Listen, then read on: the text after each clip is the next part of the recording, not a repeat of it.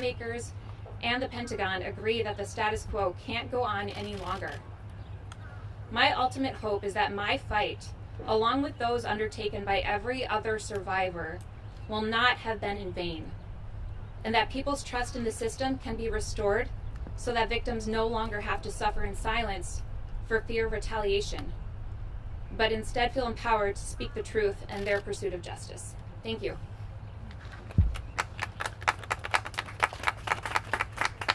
Well, thank you, Amy, for your unbelievably powerful testimony about what happened to you and why these reforms are so necessary. I also want to thank Don Christensen, who has labored as the president of Protect Our Defenders to represent men and women from the armed services in their pursuit of justice. Both of their voices truly make a difference. We will also hear from the president of the Iraq and Afghanistan Veteran Association, Tom Porter, in a few moments. I really want to thank Senator Grassley. He has been, as chairman and ranking on the Judiciary Committee, fundamental to this entire process over the last 8 years. He was the earliest Republican lead who was willing from the beginning to take on the status quo and to demand justice for our service members, to build a military justice system that is worthy of the sacrifice. And we would not be here without his steadfast support over these last 8 years. I want to thank Senator Ernst, not only for sharing her own experiences as a commander in the military, but sharing the experiences of her daughter as a student at West Point and as an advocate for the men and women who serve in this military.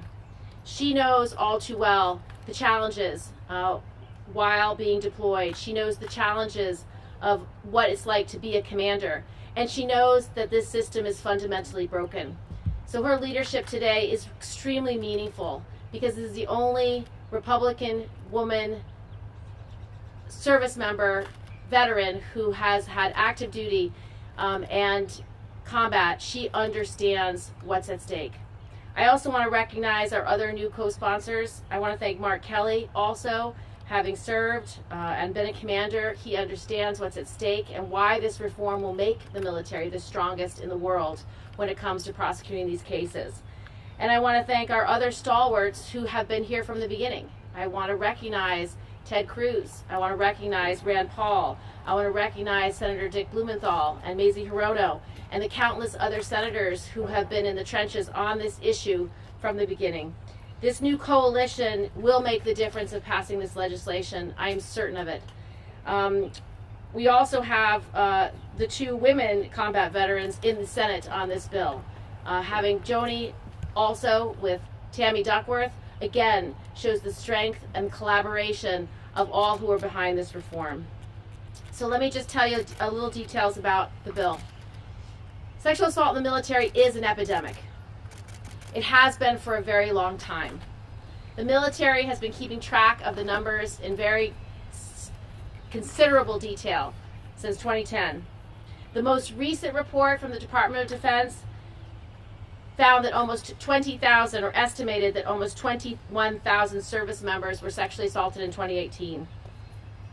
That number tells us that it makes them more likely to be sexually assaulted by a fellow service member than be shot by the enemy at war. This same report also revealed a record low rate of conviction. It's clear that this system is not working. We cannot have good order and discipline when crimes like these are occurring within our ranks and when the culture on base is one not of justice, but of retaliation. I have heard from so many survivors like Amy, who bravely came forward in search of justice only to have their cases outright declined and then face more harassment and retaliation because she came forward. The most recent Pentagon survey found that 2 in 3 survivors reported retaliation because they reported a crime against themselves. It's simply unacceptable. We owe it to our service members to do more to prevent these crimes and to properly prosecute them when they occur. Now is the time for our legislation, the Military Justice Improvement and Increasing Prevention Act. Our bill will require the military to take steps to help prevent the occurrences of serious crimes like sexual assault by improving things like the physical security of our military installations, increasing the training and education on military sexual assault, not just for the service members, but also for the commanders. This bill will also ensure that when these crimes are committed, justice is delivered. It does so by taking the same approach to these cases that the military takes in most every other area of operation. It puts highly technical, difficult work in the hands of those who have the most expertise to know how to complete that mission. We need trained specialists. This is a bipartisan and common sense reform that removes the decision of whether to prosecute serious crimes to trained, independent military prosecutors, while misdemeanors and uniquely military crimes stay exactly where they are, within the chain of command. By moving this work off the commander's plate, it will empower the command to focus on mission-critical issues, rebuilding the trust among their ranks, and building the military readiness that is required. Our legislation also ensures that the Department of Defense helps those specialists, like criminal investigators and military prosecutors, to develop the high level of skills that they will need to properly handle these cases, conduct investigations, and make sure that justice is done. Our service members and our survivors deserve nothing less. As you can see from the group of senators gathered here today, this legislation is not partisan and it is not political. It's simply doing the right thing for our service members who do so much for us. I would now like to introduce Senator Grassley, who has been a vision and a leader on this issue from the very beginning. Senator Grassley. Thank you, Senator Gillibrand. She is our leader. I try to help. 8 years have come and not gone. Time has arrived for this legislation. I congratulate you, Senator Gillibrand. Without your hard work and consistency, looks like we're going to have success this year. And I think an old adage that I use, I don't know whether it's mine or somebody else's adage, but if you're right, eventually you win out in the Congress of the United States, and this is a perfect example of your hard work paying off. Maybe longer than it should have, but paying off now. Sexual assault cannot be tolerated any place, but particularly in the military. We've had Department of Defense promises each time the Gillibrand bill's been tried to be brought up before, promises that they were going to take some actions that would change things so this legislation would not be necessary. But that promise was never delivered on. In fact, statistics would prove just the opposite. People who are sexually assaulted should not face retaliation for that, and particularly when the perpetrators get off or don't suffer very much. So we must get the prosecution out of the hands of the chain of command. That's the only way that justice is going to be done. Let me finish with this. The military, each branch, espouses values of personal responsibility and accountability. The actions of each individual in the military reflects on the unit and the service as a whole.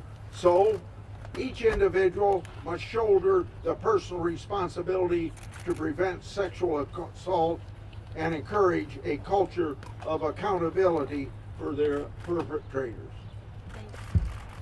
Thank you, Senator Grassley. I would now like to introduce Senator Ernst, who worked diligently to refine this bill and to make sure we increased our prevention and got the coalition we have today.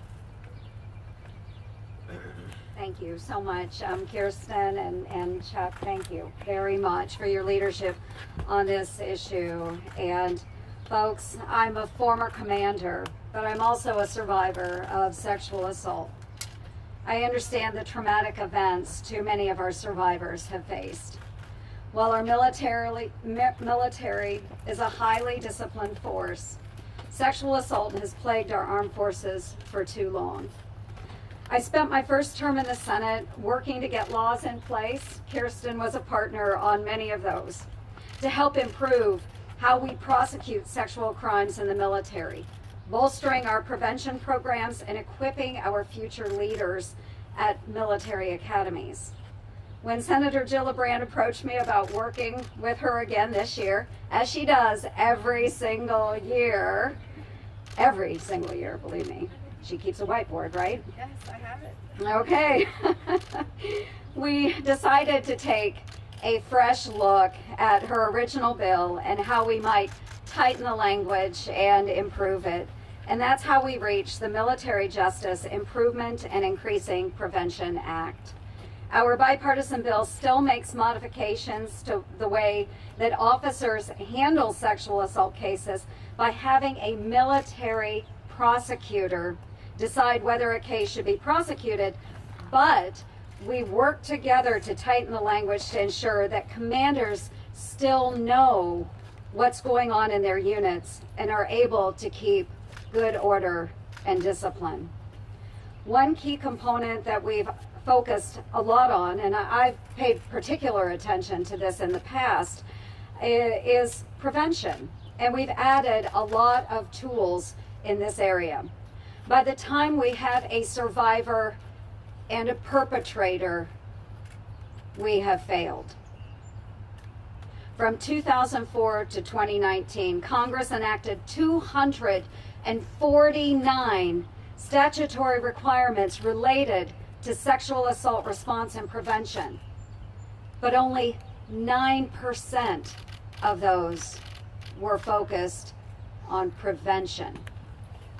The new bill increases prevention-focused training and education from the very highest levels to the lowest cadets in our academies and ROTC programs, officers and enlisted. The Military Justice Improvement and Increasing Prevention Act is an example of how Republicans and Democrats, thank you all so much, thank you, our veterans and those that are not veterans, folks with very different viewpoints and backgrounds can wind up working together to improve the system.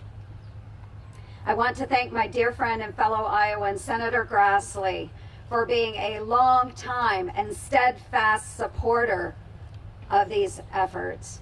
Thank you, Chuck, and we think it is going to come to fruition.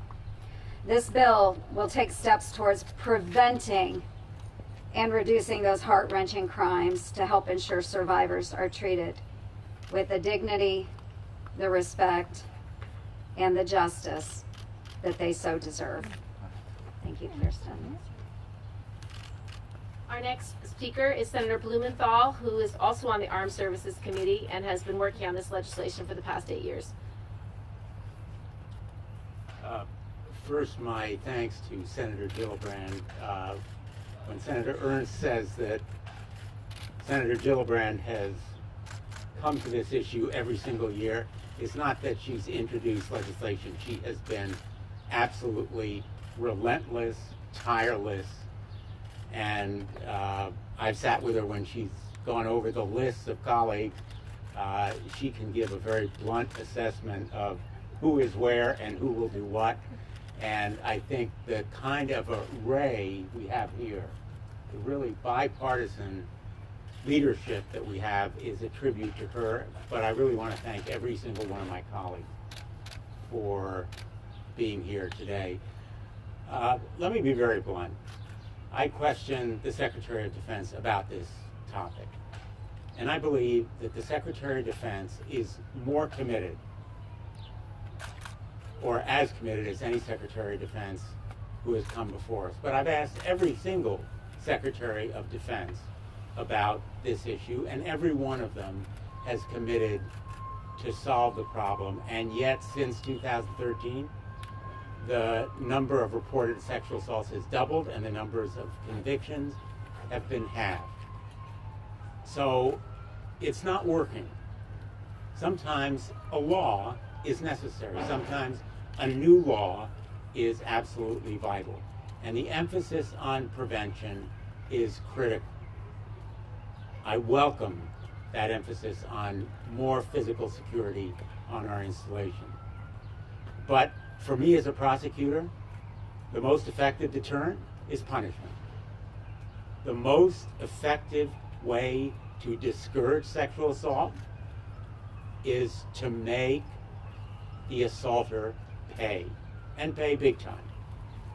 And the only way that's going to happen is through prosecution outside the chain of command for the most serious crime. That's been our principle from the very, very beginning, and the sad, unfortunate, tragic experience of non-prosecution within the military simply affirms the need for this reform.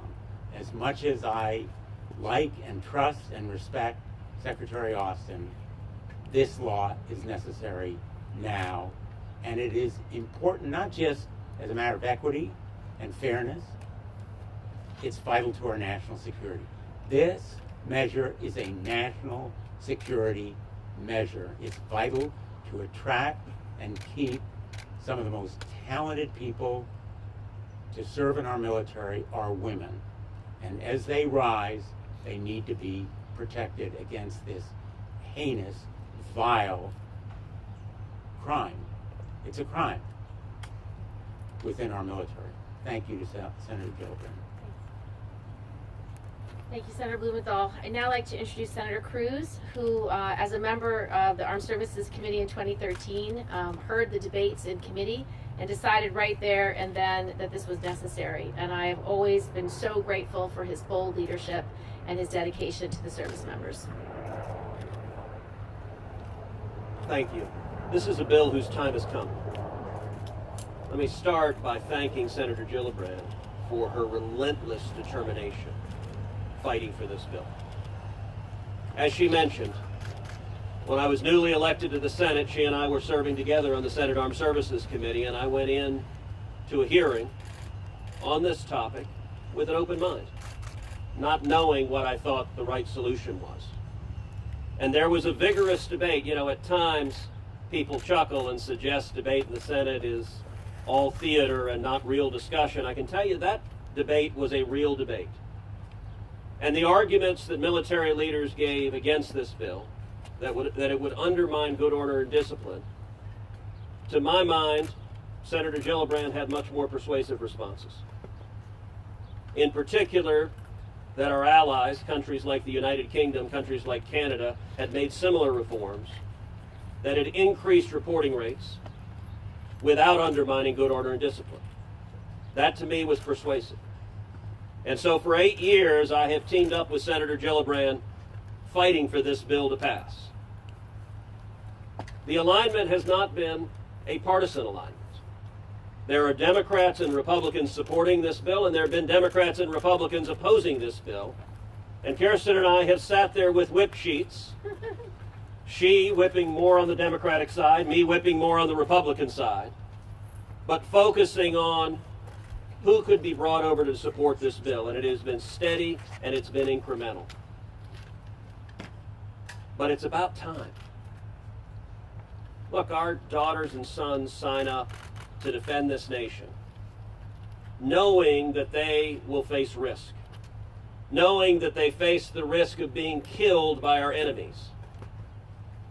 But none of our daughters and sons should face the risk of assault from their fellow servicemen and women. It is horrific. It is unacceptable that sexual assault is as prevalent as it is today in the military. I have two daughters who are 13 and 10. I don't know if they'll choose to serve, but I damn sure want them protected from sexual assault if they do choose to serve. This is the right solution, and importantly, this is not taking the decision of prosecution out of the military. This is instead responding to the problem that we've heard testimony on year after year after year, which is a commanding officer with divided loyalties, where the assailant and the victim, the commanding officer is potentially conflicted in those loyalties, and moreover, The victim of assault believes the commanding officer is conflicted and so is afraid to report in the first place. And this bill makes a simple and common sense reform. It moves the prosecution to a military prosecutor outside the chain of command. It remains in the military, but it's a professional prosecutor who makes the decision on prosecution. I believe passing this bill will increase the reporting rates, it will increase the deterrence, and that will decrease, and I hope substantially decrease, the rate of sexual assault in the military. Let me say also, the fact that Senator Ernst is here today is a big deal. Senator Ernst has a lot of credibility on many issues, but particularly on this issue. With her life experience and passion, Senator Ernst coming today, I believe, changes the balance on this bill, changes the momentum on this bill, and I'm going to predict by the end of this conference, by the end of this Congress, we're going to pass this bill. And it's about damn time. And now, thank you, Senator Cruz. I would now like to introduce Senator Mark Kelly, who is a former commander, former combat veteran, who looked at this issue freshly when he came into the Senate, and who's really relied on his experience and knowledge of what will instill good order and discipline in the military. Senator Kelly. Well, thank you, Senator Gillibrand. I'm very honored to be here and to be part of this effort, and I want to thank Senators Gillibrand, Grassley, and Ernst for their years-long leadership on this issue. The data is clear on this. The problem of sexual assault in the military has been getting worse. And if something isn't done, it will continue on that trajectory. And as somebody who served in the United States Navy for 25 years on active duty, I believe that we owe it to our service members to address this issue head on. Let me be clear about this. This is going to make our military stronger, more capable. This kind of equality was needed for such a long time, and it's great to be part of this today.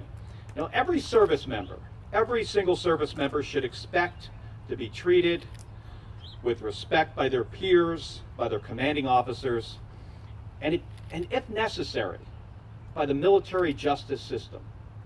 These bipartisan reforms will move us closer to making that a reality, and I'm very honored to be part of this after serving in the United States Navy, which I love, for 25 years, and I can't stress this more, that this legislation is going to improve our military and make us a better fighting force for years to come as we face challenges across the globe. This is an incredibly positive thing. Thank you. I'd now like to introduce, thank you, Senator Kelly, I'd like to now introduce Tom Porter, our Executive Vice President of the Iraq and Afghanistan Veterans Association, who has been standing side by side for the last 8 years, among other veterans organizations, as the solution to this continuous problem. Thank you, Senator. Again, I'm Tom Porter. I work for the Iraq and Afghanistan Veterans of America.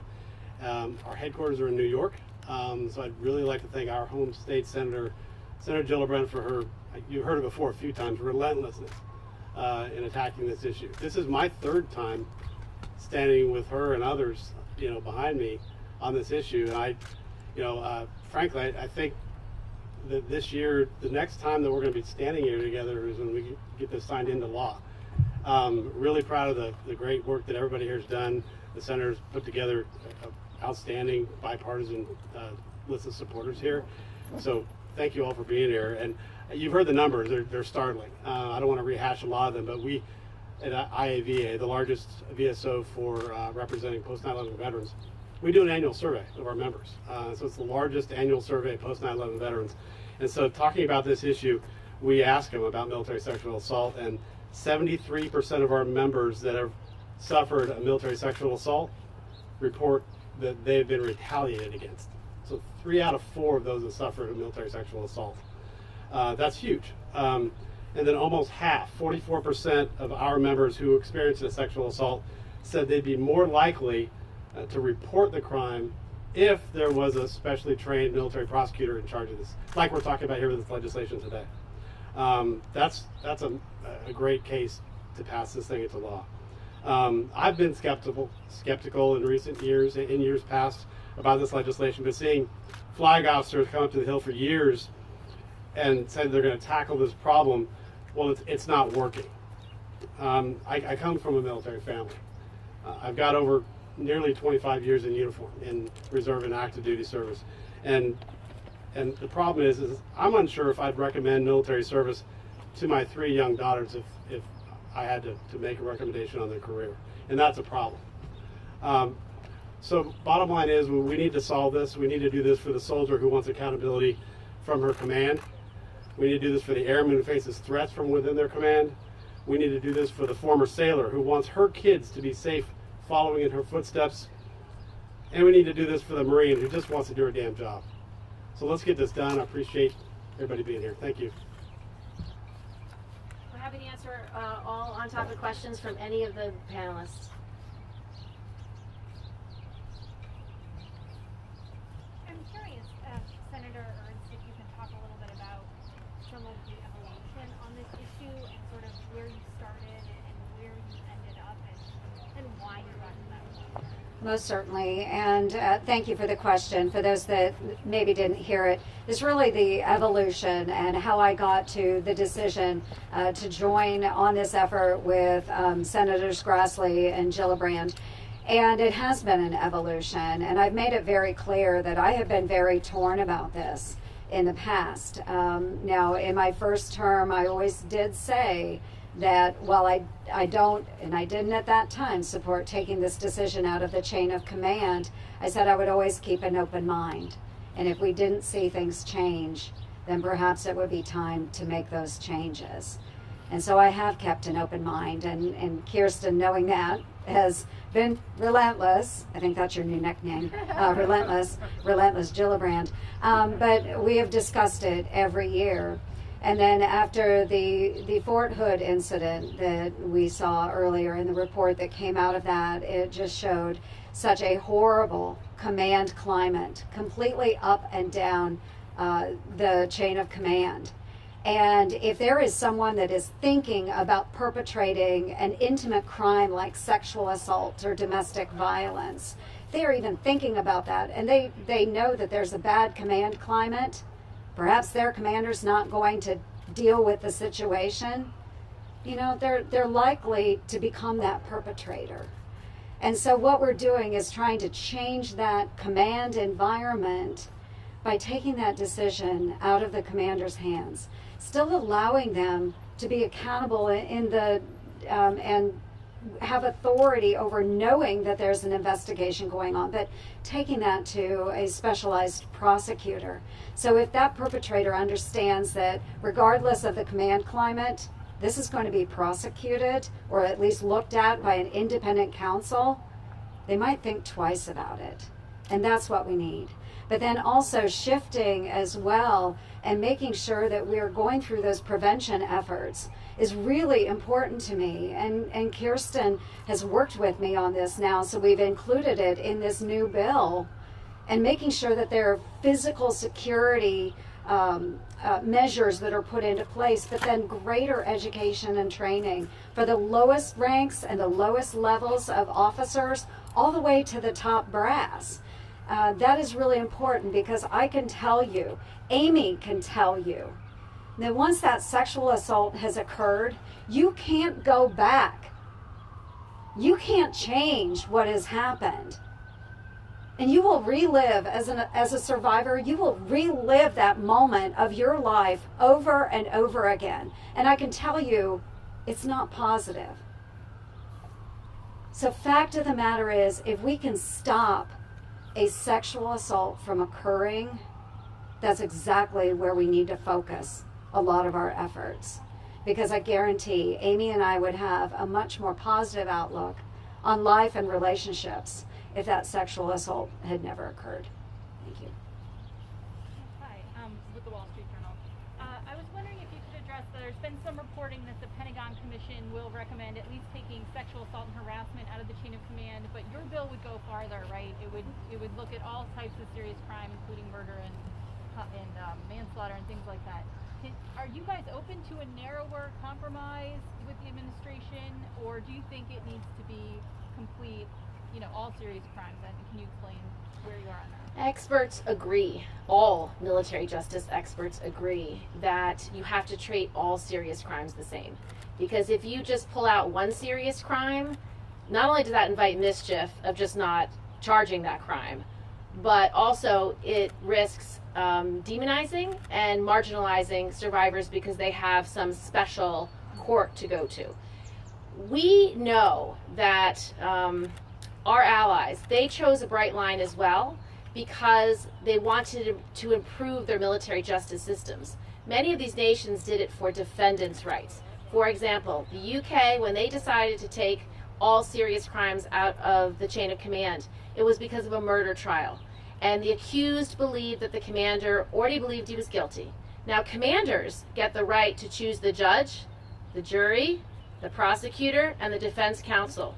So imagine you have been accused of something that could put you away for the rest of your life, and the decision maker is already biased. You have no civil liberties. So they decided for civil liberties and defendants' rights that service members deserve unbiased, professional decision making when it comes to serious crimes. It would harm the military justice system to only take it out for sexual assault. It would not help it. You need a bright line, and you need the professionalism of a trained military prosecutor to judge on all serious crimes. We did limit it, however, we limited it to all serious crimes, excluding all military crimes. So going AWOL, not following a direct order, those are things that commanders are uniquely qualified to keep and maintain.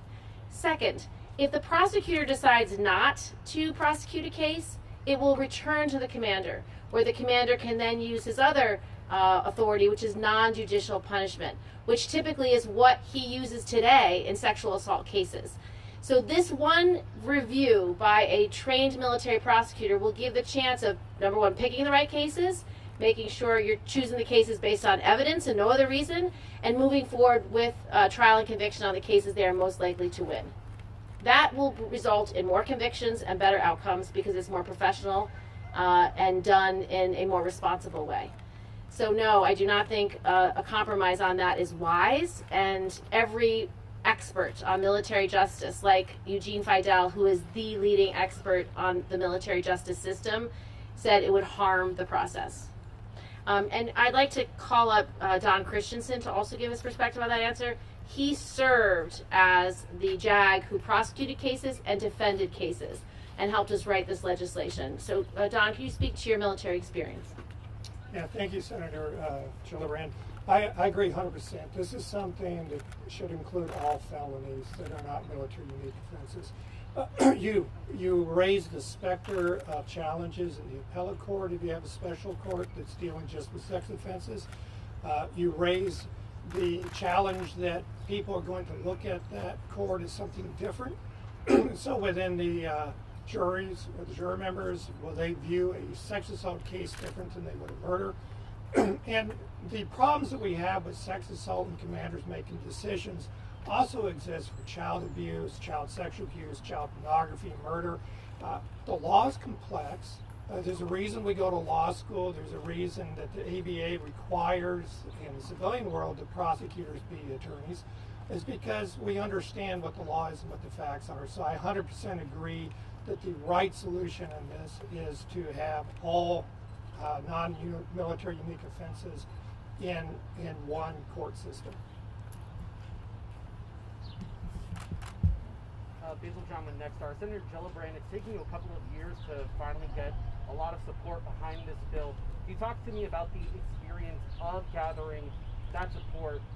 You've gotten a decent amount from Republicans, but there were also some Democratic senators who were hesitant about supporting the bill over the past few years. Yeah, so what I typically do is keep a survey of what's happening with sexual assault in the military. Every couple of years I author a report where I would review all sexual assault cases from the four largest bases, one for each service. and I review all the cases and see how were they decided, were they decided well, what can I learn from these actual cases, and I issued a report and gave that report to my colleagues when I met with them every year about this issue. Several of my Democratic colleagues said early on, look, we're putting in place a lot of reforms, because there's been about a dozen panels on this, and the last several have given recommendations. As the chair or ranking of the personnel subcommittee, I put into law all the recommendations that any panel has come up with that the DoD was comfortable with. So they're all in, and it's not making the material difference. And as Tom said, when he polls veterans from our most recent wars who have served during these reforms, all these smaller ball, low-hanging fruit reforms, they still say the one thing that would change their behavior to report more often is that the decision maker wasn't in the chain of command. So it comes directly from the survivors of recent wars. This is where the data and information about how to write this bill came from. And so several of my colleagues, such as Tim Kaine and Angus King and Mark Warner and John Tester, all of them wanted to see if, and you should ask them directly what they think and why, but wanted to see if these earlier reforms might make a difference. They've all decided to support the bill this year. So you're seeing people giving this fair consideration. And just as Senator Ernst told you, like, she has given this detailed, in-depth consideration over many years, and that is what our colleagues have done. And because there is no progress, truly no progress, and so many indicators going in the wrong direction, and this most recent Fort Hood report, it's just intolerable. And at some point, senators decide they have to do their jobs as overseers of the executive branch. It is our job to provide oversight and accountability over the armed services. So while they might like to let commanders decide because they trust them on so many things, which is understandable and true, this is now our job, because it is necessary to create a better, more professional system where justice is possible. Oh, so thank you all for coming, and thank you to my colleagues and our advocates. Thank you for Amy for telling her story, and thank you all for being here.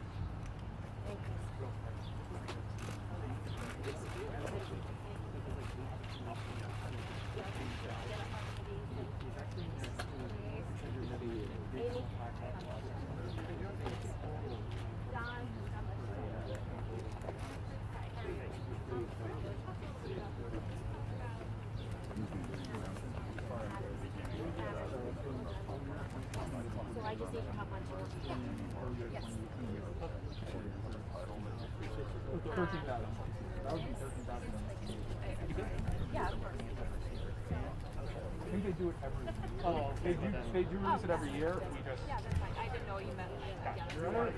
Thank you, Yeah, sorry. Oh, did put my mask back on. Sorry. Okay, I am too. That'll be the biggest thing. Very good.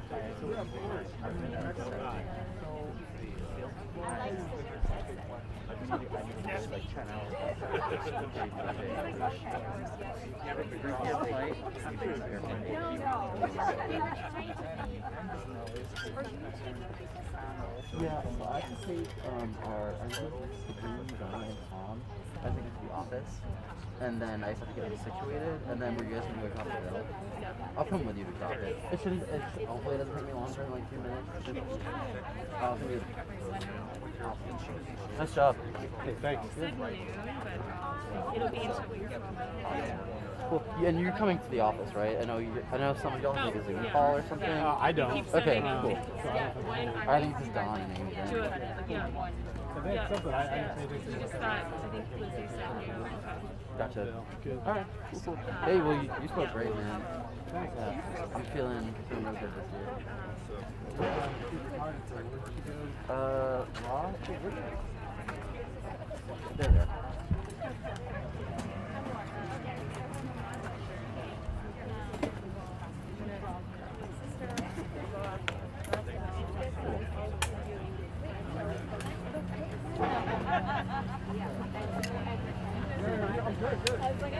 Yeah, I mean, Where are you going, Tom? we can drop the buildings we have, and then, like, later in the day, we can drop off the bunch of corners. We have to do before the floor.